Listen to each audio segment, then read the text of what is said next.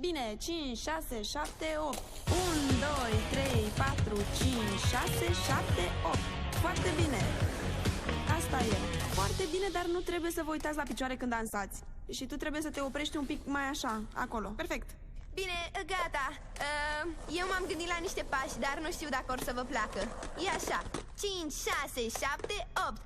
1, 2, 3, 4, 5, 6, 7, 8. Îmi place. Îmi place la nebunie, Luna. Da. E super. Bine, dar cum vi se par pașii ăștia ai mei? 5, 6, 7 și 1, 2, 3, 4, 5, 6, 7, 8. Piruetă. Și? Cum vi se par? Wow, foarte frumos. E super tare. Nu-mi plac. De ce? Pentru că nu merg cu ritmul, Jim. Ca să introducem pașii, trebuie să schimbăm melodia. Am găsit melodia cu greu. Nu o vom schimba acum. Păi tocmai de aia. Trebuie să facem o coregrafie mai dinamică să meargă cu muzica. Dar mie mi se par perfecți. În plus, sunt ceea ce ne trebuie să ne scoată în evidență. Eu sunt de acord cu tot ceea ce ne scoate în evidență, dar găsesc pașii aceștia prea ușori. Să vedem. Eu aș merge pe ceva mult mai complex. Fiți atenți.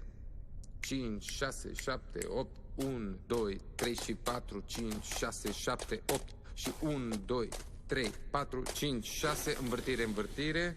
Podea, mă ridic, aș putea să continui toată ziua, dar suntem o echipă. Wow, adevărul e că toți pașii sunt incredibili. Coregrafia ar trebui să aibă câte ceva de la fiecare. Cum vi se pare? Da. După mine ar trebui să fie ceva mai complex. De exemplu, ceva de genul ăsta. 5, 6, 7, 8. Tu, ta, tu, ta, ta. Pa, pa, pa. Wow!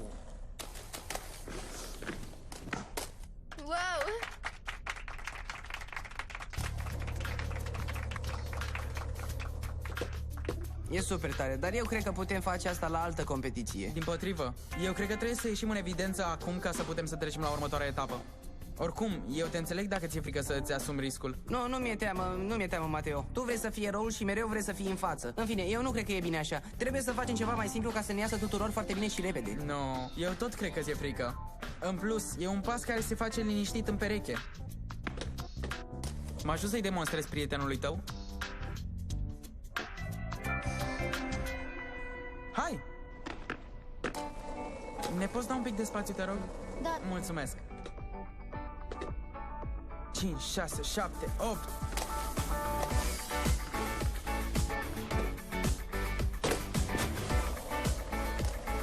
Ce faci în echipa Lunei?